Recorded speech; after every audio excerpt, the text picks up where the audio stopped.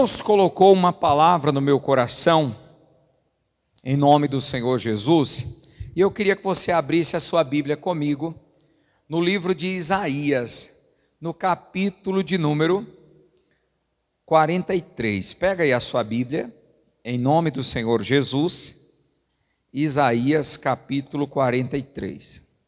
A parte mais importante do culto é a pregação da palavra, amém, pessoal? É a palavra que produz a fé, é a palavra que liberta. Jesus diz: conhecereis a verdade? As pessoas acham assim: não, eu vou lá no culto da libertação, o pastor vai expulsar um demônio e acabaram-se os meus problemas, eu vou ficar liberto. Não, o demônio sai, é verdade, só que aí você tem que encher a sua casa com a palavra de Deus, com o Espírito Santo, porque senão o demônio ele pega 7 outros demônios piores do que ele, agora não é mais só um apenas, agora são 8 demônios que voltam para dentro da pessoa. Então Jesus diz que o que liberta a pessoa é a palavra. Eu poderia dizer assim: você pode até receber a oração, o demônio ser expulso, mas se você não receber a palavra no seu coração, você não vai permanecer liberto. Quem está entendendo? Para que eu permaneça liberto, eu preciso estar com a palavra. Eu costumo dizer que quando eu cheguei na igreja, eu devia ter ali uma legião de demônios na minha vida, porque era muita coisa errada.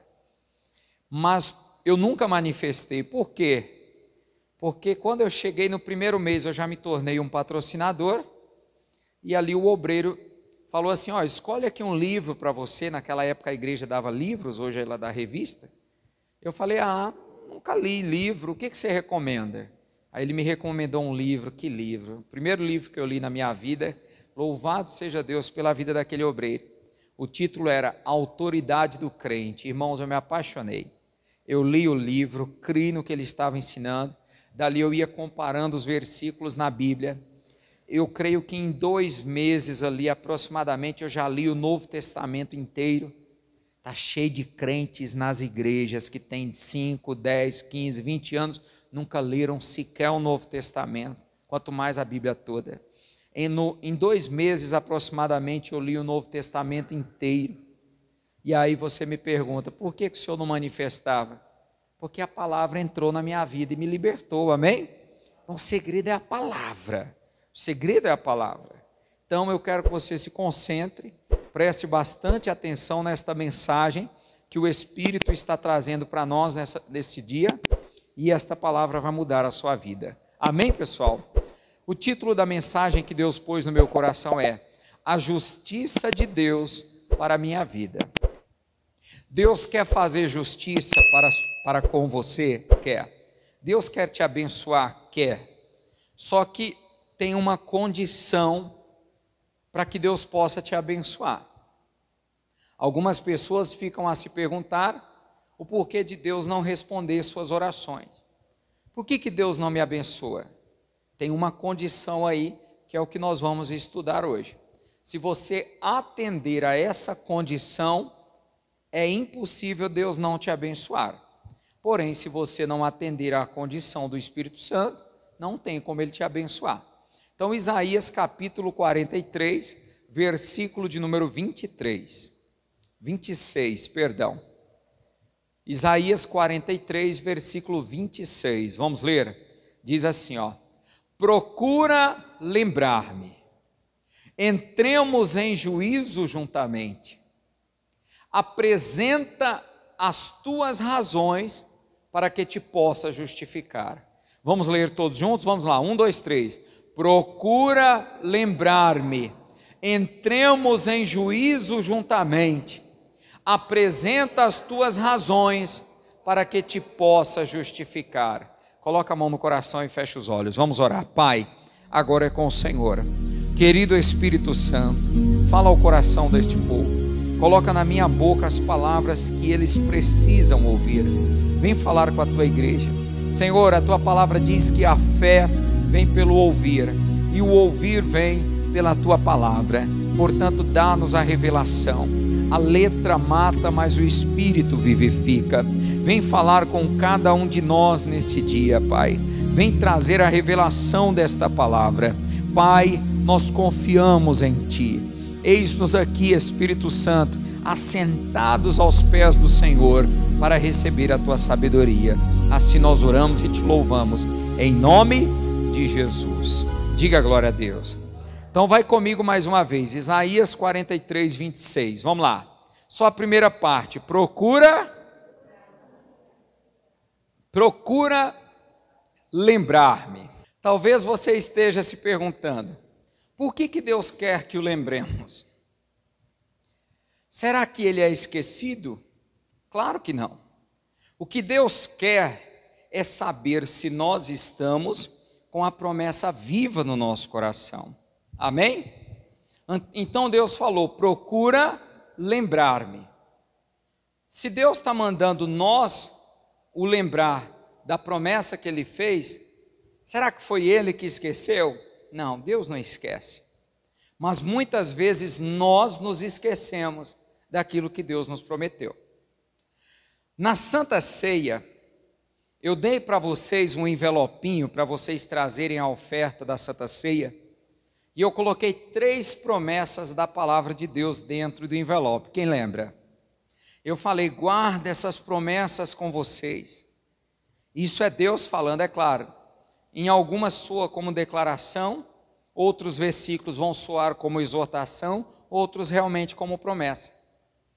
E quando o povo trouxe as ofertas, eu observei algo que eu achei estranho. Não sei se é coisa da minha cabeça. De cada 10 envelopinhos que voltaram, 8 voltou com as promessas. De cada 10 envelopinhos que eu peguei, 8 tinham as promessas dentro. Voltaram com as promessas. Pode ser que eu esteja ficando meio louco, mas eu pensei assim, mas eu pensei que eles iam pegar as promessas e guardar em algum lugar. Por exemplo, eu teria pego aquelas promessas, as 3 que eu ganhei, passado colado na capa da minha Bíblia para eu nunca mais esquecer. Mas não sei se é eu que estou errado. A maioria voltou com as promessas. Não, pastor, mas eu já guardei no coração. Será? Será que guardou mesmo? Será que não já esqueceram ou irão esquecer daqui a 1 mês, 2 meses, daqui a 1 ano? Aquelas promessas Deus quer que fiquem gravadas no teu coração. Por quê? Porque a única maneira de Deus nos honrar é através das promessas dEle. Como assim, pastor? É através de nós crermos nas promessas dEle. Deus não tem compromisso com nenhum de nós aqui. Deus não tem obrigação de nos abençoar. Mas Ele tem obrigação de cumprir as promessas dEle. Quem está entendendo? Deus te abençoa não é porque Ele deve alguma coisa para você. Deus te abençoa por causa do que Ele prometeu. Se você cumprir, se você crer, se você guardar as promessas e os mandamentos dEle, me perdoe, Senhor, se a palavra estiver errada, mas Ele fica obrigado a te abençoar. O compromisso de Deus é com a palavra dEle. Por isso que eu digo, guarde as promessas no seu coração. Eu fiquei bobo. De cada 10 envelopinhos que eu olhava, 8 aproximadamente, tinham as promessinhas lá dentro. É como se a pessoa leu, olhou, devolveu. Não disse muito, sei lá, pode ser que sim, pode ser que não. Deus está dizendo, procura lembrar-me. Me lembrem de quê, pastor? Das promessas que Ele te fez. Você lembra da promessa que Ele te fez? Se o demônio começar a atacar o seu casamento hoje, você tem uma promessa para ir diante de Deus, reivindicar a bênção para o seu casamento? Se o demônio começar a atacar hoje o teu corpo, colocando doenças, você tem uma promessa de Deus para você ir diante dele e reivindicar a cura para o teu corpo? Vamos mais um pouquinho. Versículo 26 novamente, leia aí. Procura lembrarmos, entremos em juízo juntamente. O que eu aprendo aqui, meus amados? A nossa batalha em oração funciona exatamente como num tribunal. Deus no centro como juiz, Satanás como advogado de acusação à sua esquerda, e o Senhor Jesus como nosso advogado de defesa à direita. Aquele momento que você entra na oração para clamar por algo, para reivindicar uma bênção, para travar uma batalha espiritual, aquele momento é como um tribunal. Deus é o Senhor, o juiz de todo o universo, Ele fica no centro. Jesus é o seu advogado de defesa, Satanás é o advogado de acusação. E eu tenho aprendido nessa minha caminhada, que aí no mundo, nem sempre quem tem razão vence a causa. Você vai lá no tribunal contra uma empresa, você está reivindicando lá, sei lá, uma hora extra, algo que eles deveriam ter te pagado e não pagaram, aí você vai lá no tribunal. Mas nem sempre você vai vencer se você tem razão.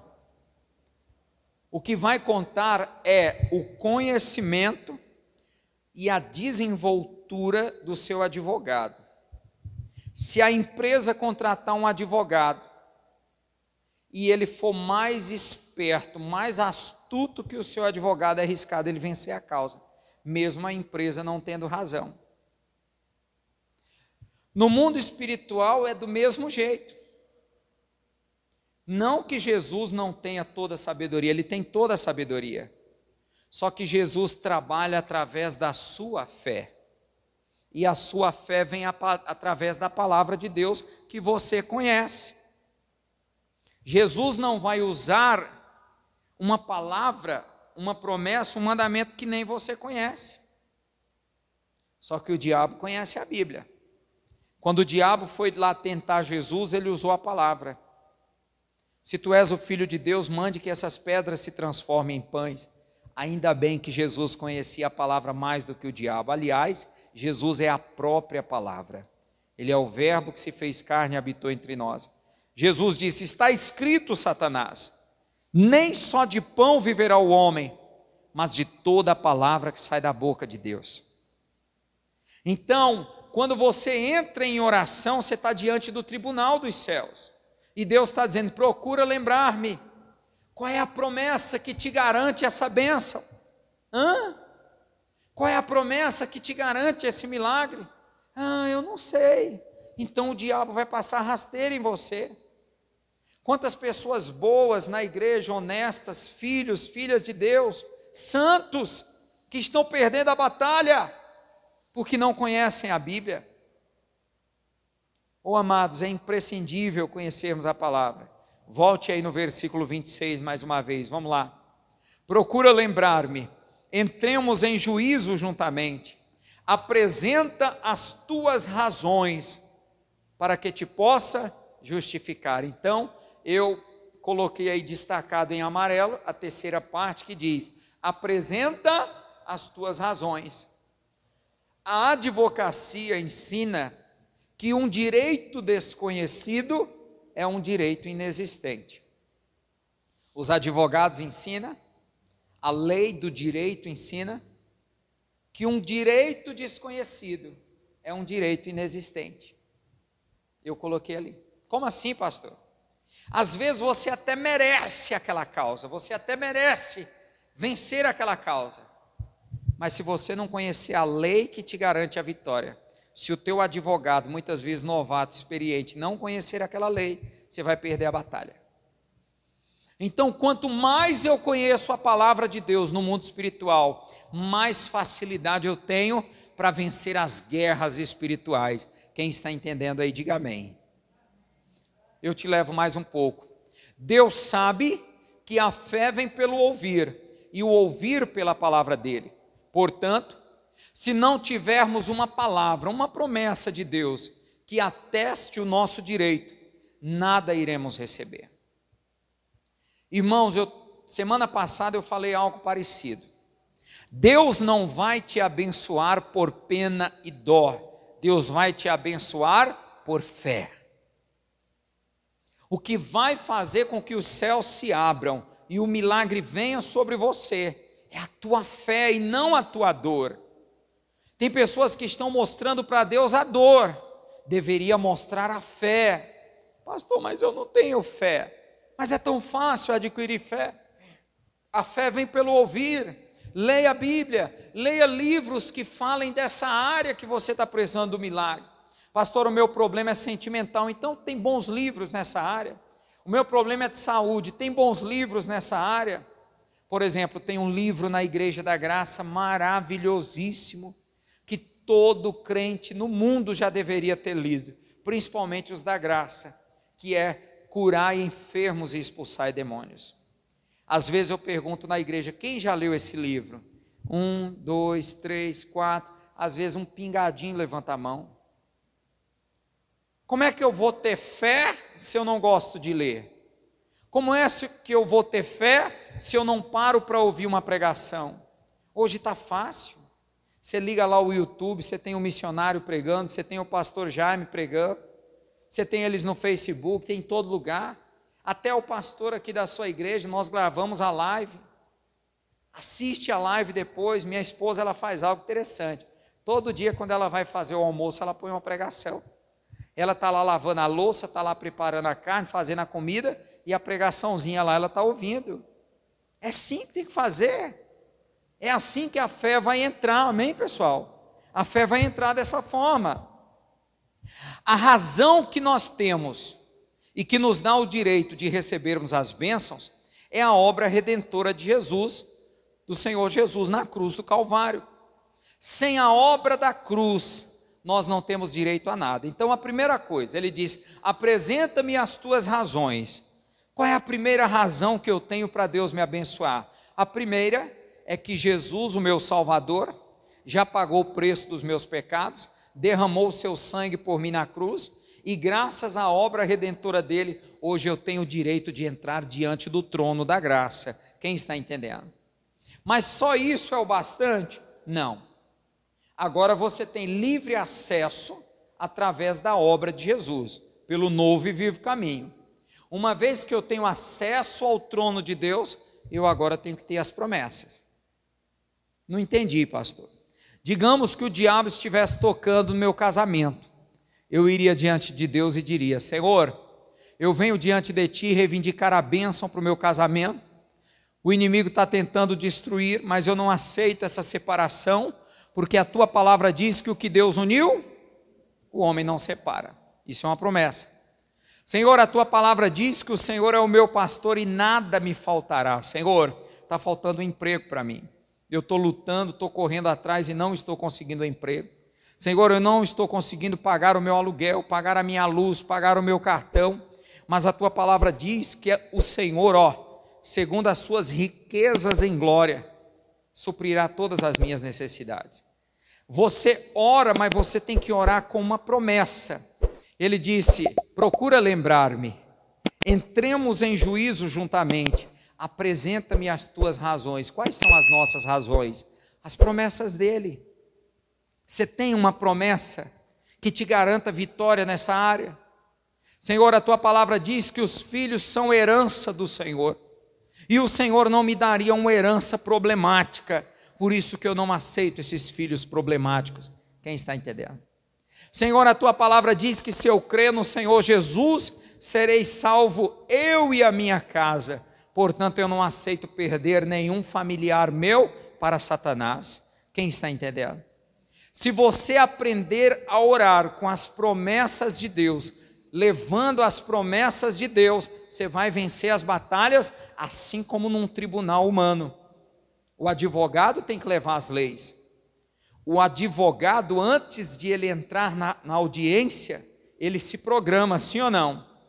Ele ouve o cliente, ele procura saber como que se daria a causa, que causa que é, e ali ele vai estudar as leis que garantem a vitória, ele vai estudar, porque se ele não fizer isso, o advogado de acusação, o advogado que está defendendo a outra parte, pode ser que faça melhor que ele ganhe a causa.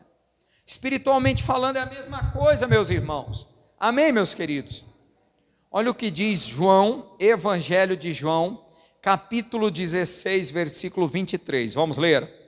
Evangelho de João, capítulo 16, versículo 23, diz assim: E naquele dia nada me perguntareis, na verdade vos digo, que tudo quanto pedirdes a meu Pai em meu nome, Ele vô-lo há de dar. Diga glória a Deus. Jesus disse que tudo que nós pedirmos ao Pai, no nome dEle, Ele nos dará. Foi Jesus quem falou, mas aí eu aprendo algo. O Senhor Jesus é o nosso advogado, e além de advogado, Ele também é o sumo sacerdote, que intercede por nós diante de Deus. Ele também é aquele que pagou na cruz o preço de todos os nossos pecados. Mas, para que Ele nos conceda a nossa petição, será necessário que cumpramos uma condição. Para que Deus faça justiça na sua vida, para que Jesus possa te dar a vitória em tudo que você pedir, você precisa cumprir uma condição. Pastor, que condição é essa? Vai comigo lá para João 14. Esse eu quero que você abra na Bíblia. É aquele versículo que, se você tiver uma caneta, é bom até se marcar. Abre aí na sua Bíblia. Evangelho de João, capítulo 14, versículo de número 13. Em nome do Senhor Jesus. Evangelho de João. Pode fechar os outros livros que a gente não vai voltar lá não. Capítulo 14, versículo 13. Quem achou, diga amém. Está escrito assim, ó: e tudo quanto pedirdes em meu nome, eu o farei. Lê o finalzinho comigo aí. Para que o Pai seja glorificado no Filho. Para que Deus vai dar a bênção para nós? Para que o Pai seja glorificado no Filho. Essa foi uma revelação que Deus me deu. Pastor, eu não compreendi. Algumas pessoas acham que Jesus vai lhes dar tudo aquilo que pedirem, sem importar com o que estejam pedindo. Jesus nos dá tudo, vírgula. Ele nos dará tudo aquilo que, no final, renderá glórias ao nome do Senhor nosso Deus. Pastor, ainda não está claro para mim. Lê comigo Tiago, pode fechar aí, vai em Tiago, eu quero que você vá em Tiago também. Tiago capítulo 4. Jesus disse que vai dar para nós tudo aquilo que no final vai render glórias ao nome de Deus. Ele não vai te dar uma bênção que seja motivo de tristeza para Deus, vamos falar assim. Tiago capítulo 4, versículo 3, quem achou, diga amém. Tiago, fica pertinho de Apocalipse, está escrito assim: pedis e não recebeis, porque pedis mal, para o gastardes em vossos deleites. Vamos ler todos juntos mais uma vez, vamos lá. Pedis e não recebeis, porque pedis mal, para o gastardes em vossos deleites. O que eu aprendo aqui? Tiago está nos ensinando que muitas pessoas não têm recebido de Deus o que estão pedindo, pelo simples fato de que essas dádivas não renderão graças, nem acrescentarão nada ao reino de Deus. Ele diz: sabe por que vocês estão pedindo e não recebem? Porque o pedido que vocês estão fazendo, aos ouvidos de Deus, está soando como algo mal. Porque vocês estão pedindo pensando só no seu próprio nariz, pensando só no seu ventre, pensando só no seu próprio bem. Não entendi, pastor. Muitas pessoas estão orando: Deus, me dá um emprego, Deus. Eu não aguento mais ficar desempregado. E aí Deus dá um emprego para a pessoa e a pessoa some da igreja. Aí você falou: fulano, tudo bem com você? Nunca mais te vi na igreja. É porque eu estou trabalhando demais, eu não estou mais tendo tempo de ir na igreja. Então esse emprego não foi para a glória de Deus. É um emprego que afastou a pessoa de Deus. Quem está entendendo? Tem pessoas que estão orando a Deus pedindo um sítio, pedindo uma casa na praia. Se Deus der, ele vai perder o filho dele.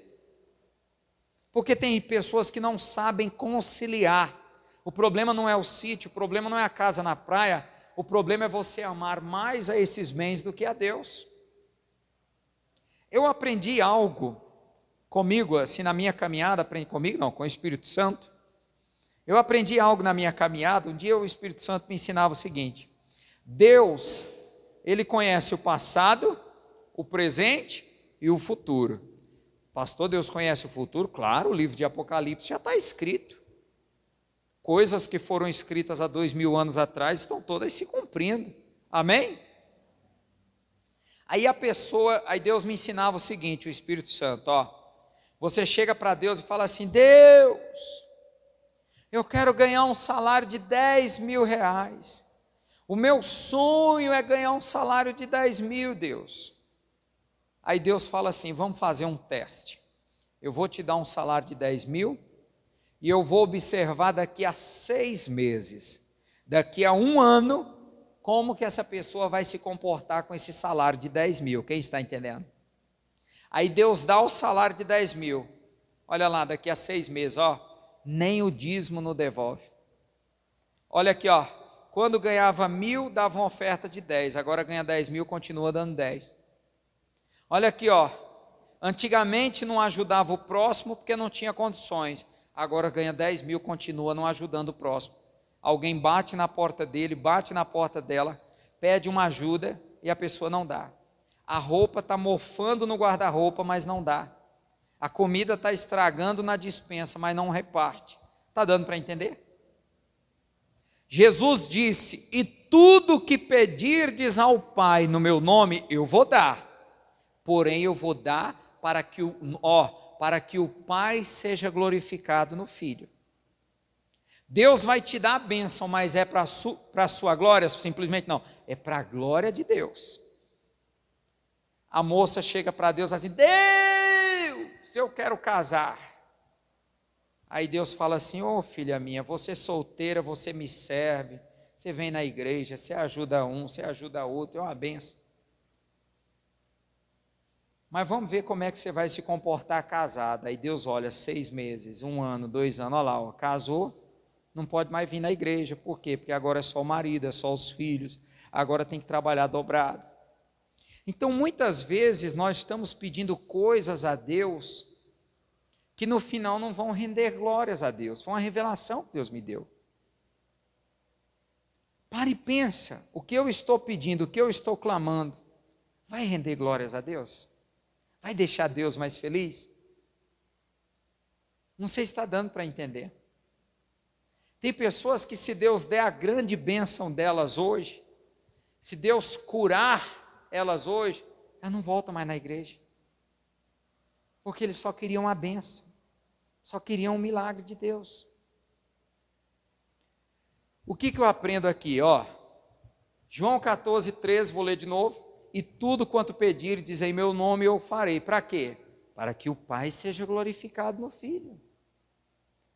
Jesus, tudo que ele fazia era para a glória de Deus. Um dia eu perguntei para Jesus na oração, eu falei: Senhor, por que toda vez que o Senhor curava um enfermo, o Senhor dizia assim: não conta nada para ninguém? O Senhor é diferente. Os pregadores de hoje, eles querem mostrar: olha aqui a pessoa que eu curei. Ele não curou ninguém, quem curou foi Deus. Mas ele, todo mundo tem prazer em divulgar. E o Senhor dizia: não conta nada para ninguém. Não fala para ninguém que foi eu que te curei não, hein?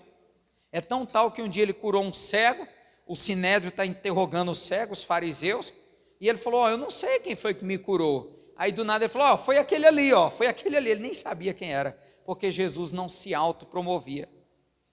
Aí o Espírito Santo falou ao meu coração: sabe por quê que eu falava isso, para não contar para ninguém? Porque se eles contassem que fui eu que o curei, o povo poderia vir bater palma para mim, e eu queria que eles batessem palmas para Deus. Quem está entendendo? Se aquela pessoa dissesse: olha, Deus me curou, o louvor iria para Deus. Se ela dissesse: Jesus me curou, o louvor iria para Jesus. Não que Jesus não merecesse, ele é o Filho de Deus, Mas Jesus diz: Pai, eu glorifiquei-te na terra, consumando a obra que me deste. Certo dia Jesus estava pregando para uma mulher ali no tanque, e à beira de um poço ali, e os discípulos disseram: Mestre, nós vamos comprar comida, o senhor não quer comer também não? Quer que compremos para o Senhor? Jesus disse: a minha comida é fazer a vontade de meu Pai. Jesus só se preocupava em fazer a vontade do Pai. Então ele está dizendo: eu te ajudo, eu te abençoo, eu vou te dar a bênção, se essa bênção for para a glória de Deus. Se for para eu te dar um emprego que vai te afastar de Deus, você pode até conseguir sozinho, eu não vou te ajudar não, porque não é para a glória de Deus. Se for para eu te dar um salário, e esse salário te tornar uma pessoa mesquinha, avarenta, gananciosa, eu não vou te dar não, porque eu só quero te dar aquilo que vai te aproximar de Deus, que é para a glória de Deus. Quem está entendendo, diga amém. Então eu aprendo mais aqui, ó. Jesus está nos dizendo que o motivo pelo qual Ele vai nos conceder a nossa petição será para que o Pai seja glorificado em sua vida. Logo, aqueles pedidos egoístas, avarentos, mesquinhos, não serão atendidos, pois essas pessoas, ao receber a bênção, logo se esquecem de Deus, indo desfrutar daquilo que receberam lá fora no mundo. Infelizmente é assim. Então Jesus deixa claro. Aí eu levo você em Tiago outra vez. Sua Bíblia está aberta em Tiago, não está? Capítulo 4, versículo 1. Vamos ler? Vamos entender o contexto que está por trás de Tiago, capítulo 4, versículo 3. Vamos ler o 1, ó. De onde vêm as guerras e pelejas entre vós? Porventura não vem disto, a saber dos vossos deleites, que nos vossos membros guerreiam? De onde é que vêm as guerras, as pelejas? Vem da ganância, dos deleites, dos prazeres pessoais. É um que quer ser mais forte que o outro, que quer competir com o outro. Aí ele fala no versículo 2: cobiçais e nada tendes, sois invejosos e cobiçosos, e não podeis alcançar, combateis e guerreais, e nada tendes. Por quê? Porque não pedis. Ele está dizendo: se é de você estar invejando o carro da outra, o carro do outro, a casa do outro, por que você não vai diante de Deus orar e clamar a Ele? Agora, a motivação da oração não pode ser a inveja. Ele está dizendo aqui, ó, vocês cobiçam e não têm. Cobiçar é desejar o que é do outro. Por quê? Porque o tempo que eu perco desejando o que é do outro, eu poderia estar na presença de Deus, orando, pedindo e clamando. E aí entra o versículo 3: pedis e não recebeis, porque pedis mal, para gastardes nos vossos deleites. Então, se o produto final, se a intenção final desse pedido for apenas o seu próprio prazer, a sua própria ganância, avareza, pode esquecer, Deus não dá. Olha o versículo 4: adúlteros e adúlteras, não sabeis vós que a amizade do mundo é inimizade contra Deus? Portanto, qualquer que quiser ser amigo do mundo, constitui-se inimigo de Deus. Não entendi, pastor. Se você quer prosperar, se você quer ser um vencedor, ser abençoado, só para curtir lá fora, para se exibir lá fora, para se mostrar lá fora, Deus está dizendo que não. Qualquer que quiser ser amigo do mundo, qualquer que quiser agradar o mundo, se constitui inimigo de Deus. Pastor, eu quero ter um carro novo para que todos vejam. Pastor, eu vou trabalhar aqui à frente da minha casa, colocar um portão novo para matar esses vizinhos de inveja. Eu vou comprar aquele apartamento, nem que eu faça das tripas coração, só para provar para minha irmã, para o meu cunhado, para o meu irmão, que eu posso mais que eles. Se essa é a intenção, quem está entendendo? Se esta é a intenção, pode tirar o cavalinho da chuva. Deus não trabalha com isso. Se a motivação para receber esta bênção que você está buscando for a inveja, a competição, a avareza, a soberba, etc., é melhor nem gastar mais tempo, pois certamente o Senhor Jesus não lhe concederá a petição. Quando nós pedimos algo para Deus, Deus olha logo em seguida a intenção, a motivação do nosso coração. Você quer ter um salário de 20 mil? Para quê? Porque eu quero curtir o mundo, eu quero conhecer. Louvado seja Deus, não tem nada de errado nisso. Mas se a intenção é só esbanjar, curtir, causar inveja nos outros, ostentar, não é uma palavra que usa muito hoje, Deus não está interessado nisso. Deus quer te prosperar para você ajudar a sua família. Deus quer te prosperar para você ajudar a obra dele. Deus quer te prosperar para que você seja uma bênção nesse mundo. Repito, é claro que você vai curtir, é claro que você vai desfrutar. Mas se o destino final é uma motivação egoísta, avarenta, Deus não vai te dar. Mas, se no final essa bênção for motivo de exaltação para o nome do Senhor, então não pare de clamar. Faça como a viúva que todos os dias ia até o juiz, bater na porta dele para lhe pedir justiça.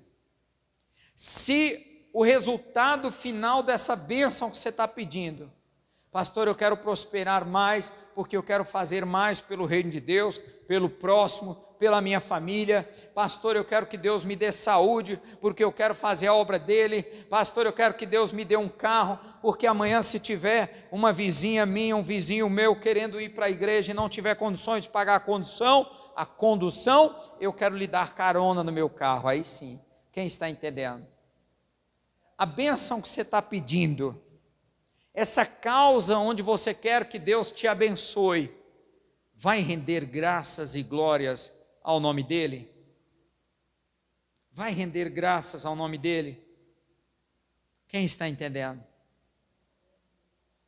Olha o que diz Lucas 18, versículo 1. Só lê comigo que eu já estou encerrando. Jesus falando sobre a parábola da viúva. E contou-lhes também uma parábola sobre o dever de orar sempre e nunca desfalecer, dizendo: havia numa cidade um certo juiz, que nem a Deus temia, nem respeitava homem algum. Havia também naquela mesma cidade uma certa viúva, e ia ter com ele, dizendo: faze-me justiça contra o meu adversário. E por algum tempo não quis, mas depois disse consigo: ainda que não temo a Deus, nem respeito os homens, todavia como esta viúva me molesta, hei de fazer-lhe justiça, para que enfim não volte e me importune muito. Olha o que Jesus disse, hein? E disse o Senhor: ouvi o que diz o injusto juiz. Presta atenção. Se a sua causa é justa aos olhos de Deus, se a sua causa é honesta, se a sua causa vai render glórias ao nome de Deus, vai trazer exaltação para o reino de Deus, então Deus manda te dizer: não deixe de clamar, não pare de buscar. Faça como a viúva. A viúva tinha uma causa que era justa, e ela batia na porta do juiz: seu juiz, julga a minha causa. E o juiz dizia: vai embora, eu não vou julgar a sua causa. Eu não temo a Deus, nem respeito a homem algum, eu não quero julgar a sua causa. Por que ele não queria julgar? Primeiro, porque ela era pobre. Porque se ela tivesse dinheiro, com certeza ele tinha julgado. Segundo, ela não tinha um marido. E também não tinha filhos, porque se ela tivesse filhos, quem teria vindo até o juiz não seria ela, e sim os filhos. Ela também não tinha irmãos, porque se ela tivesse irmãos, quem teria vindo até o juiz seriam os irmãos dela. Se ela está vindo é porque ela não tem ninguém por ela. Infelizmente, quando a pessoa é pobre e não tem ninguém por ela, tudo se torna mais difícil, não é verdade? Às vezes você depende de um advogado público aí, é uma luta para conseguir. Só Jesus na causa. Porém, Jesus falou: prestem atenção ao que o juiz falou. O juiz disse: eu não temo a Deus, eu não vou julgar a causa dela porque eu tenha medo de Deus, porque eu tenha medo de homem algum. Eu vou julgar só porque ela está enchendo a minha paciência. Eu vou julgar porque ela está insistindo muito, ela está persistindo muito. E esse é o segredo. O que eu aprendo aqui, irmãos?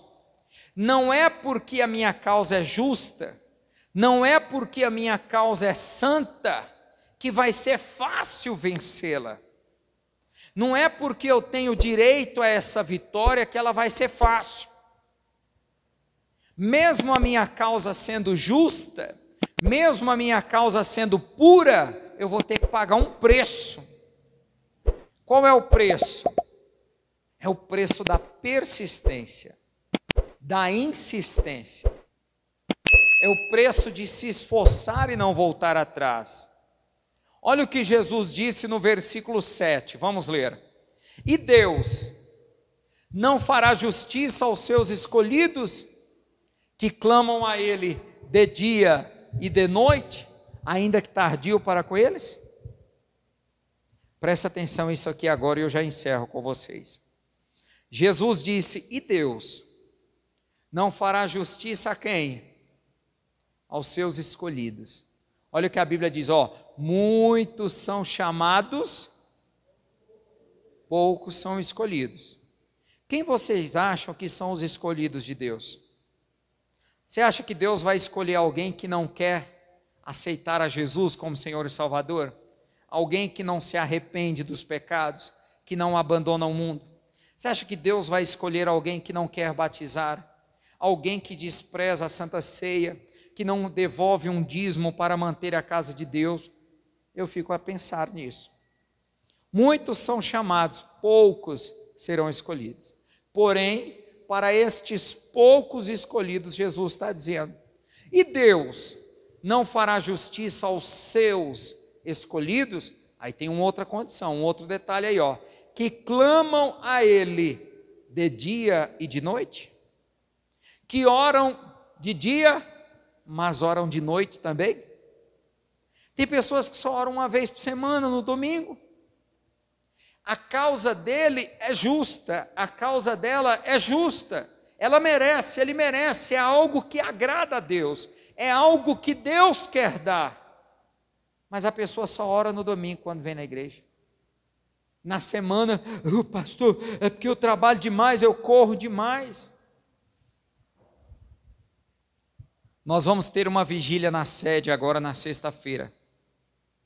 E eu estava falando aqui de manhã, eu falei, irmãos, se vocês não querem ir na vigília pelo fato de trabalhar no dia seguinte, ou porque para você é difícil o deslocamento, apesar de que a gente vai pôr uma van aqui gratuita, mas mesmo a van saindo daqui, alguns têm dificuldade de chegar aqui, não é fácil, eu compreendo. Se você não está indo na vigília, por conta de um desses motivos que realmente eu compreendo, tudo bem. Mas se você não quer ir, só porque você quer dormir e descansar, você está mal espiritualmente. Antigamente, quando dizia assim, vai ter uma vigília, todo mundo queria participar da vigília. Antigamente, as vigílias nas igrejas lotavam. Hoje a gente tem que oferecer até lanche para ver se o povo vem. Tem pessoas que não gostam de orar. Aí eu falava assim, na vigília a pessoa não quer ir porque está cansado. Mas se o patrão dissesse assim, o patrão, ô fulano, nós temos que entregar um serviço amanhã e nós vamos virar à noite aqui, você não quer vir não? Eu pago R$100 a hora.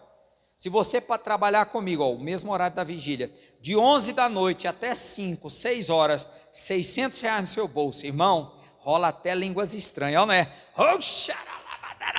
Deus é bom, Deus é bom, Deus é bom, vou ganhar 600 hoje. Aí eu falo, o dinheiro tem mais valor no coração de algumas pessoas do que a oração na presença de Deus. Posso falar uma coisa para vocês? Oração vale mais do que dinheiro. Participar de um culto como esse tem mais valor do que um dia de trabalho. Põe isso na cabeça de vocês. A quem é que Deus vai fazer justiça? Não é a quem tem muito dinheiro, não é a quem está chorando muito, é a quem ora de dia e de noite. Como é que tem sido a sua vida de oração? Pastor, eu não consigo orar, eu não tenho palavras. Nós não temos palavras quando nós estamos diante de alguém estranho, é ou não é? Quando você está diante de alguém estranho, você não tem muito assunto. Você vai contar suas intimidades para alguém estranho? Você vai abrir o seu coração para um estranho? Não. Mas quando é um conhecido, quando é um amigo do coração, uma amiga do coração, você fala até mais do que o que devia.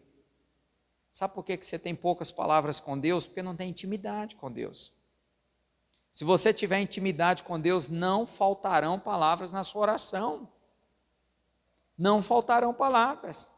E Deus não fará justiça aos seus escolhidos que clamam a Ele de dia e de noite, ainda que tardio? Deus às vezes demora um pouquinho.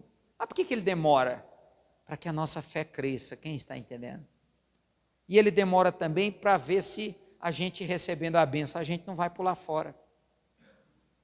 E aí eu encerro aqui com vocês. Sim, com certeza, Deus fará justiça aos seus escolhidos, que pedem por causas justas, que sabem render glórias, render a Ele todo louvor e glória por suas conquistas, que jamais desistem de buscar, crer e confiar em sua fidelidade. Amém, pessoal? Coloca a mão no coração e vamos fazer uma oração. Querido Pai, eu quero te louvar nessa tarde por esta palavra, e eu quero te pedir, grava no coração deles. Meu Deus querido, o Senhor disse, procura lembrar-me, entremos em juízo juntamente, apresenta-me as tuas razões. Senhor, a primeira razão é a obra da cruz, a segunda razão são as tuas promessas, Senhor. É através do novo e vivo caminho que foi feito pelo sangue de Cristo, aberto pelo sangue de Cristo, que nós entramos diante da tua presença. E é através das tuas promessas, meu Deus, que nós com ousadia clamamos ao Senhor. Todavia, meu Pai, olha para as nossas petições e vê se elas são puras diante do Senhor. Meu Deus, se porventura estamos clamando por algo, pedindo algo que no final não vai render graças ao Senhor, algo que não é para a tua glória, nós te pedimos, perdoa-nos, mostra-nos, para que possamos desistir o mais rápido possível. Nós aprendemos em Tiago 4,3 que muitos pedem e não recebem, porque pedem mal, para gastar apenas nos seus deleites, nos seus próprios prazeres. Meu Deus, que o Senhor possa achar em cada um de nós aqui servos fiéis, servos que te servem em espírito e em verdade. A ti nós rendemos todo louvor, toda honra, toda glória e toda majestade. Digam todos graças a Deus. Vamos aplaudir ao Senhor bem forte.